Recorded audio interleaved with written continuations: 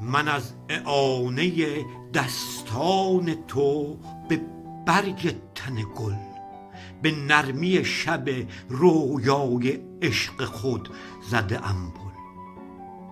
کشم به مستی خود جان به پای کاشته رویا، که از شمیم تنت میرسد چو عطر تن گل.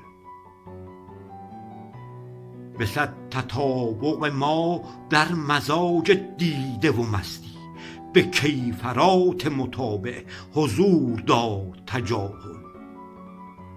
مرا به عاریه دادی چو حس نرم خیالت، درون حس غزل پرورم ز سوسن و سنبل.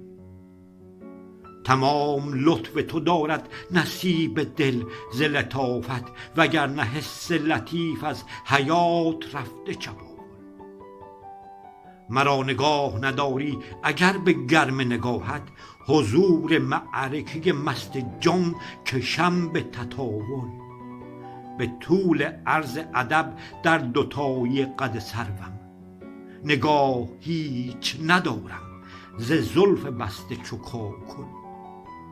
تمام زلف فریبت فتانت آوردم جان، به کاکل سر زلفت نهم ز دیده قراول. مرا چو روی خوشت کج کنی که دیده بگیرم، نه دیده باز بگیرم نه خود زنم به تغافل. شود مگر من از این انحنای روی و نگاهت، زنم به زاویه روی کج به دیده تو زل.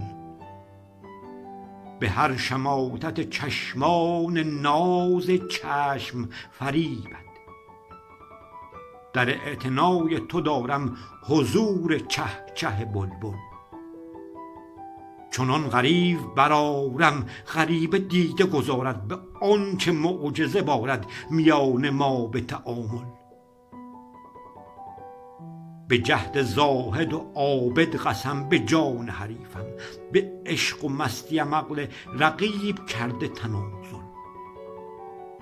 نزول لطف نگاهت به مستی سر طالب، به هر غزل برساند مرا به اوج تکامل.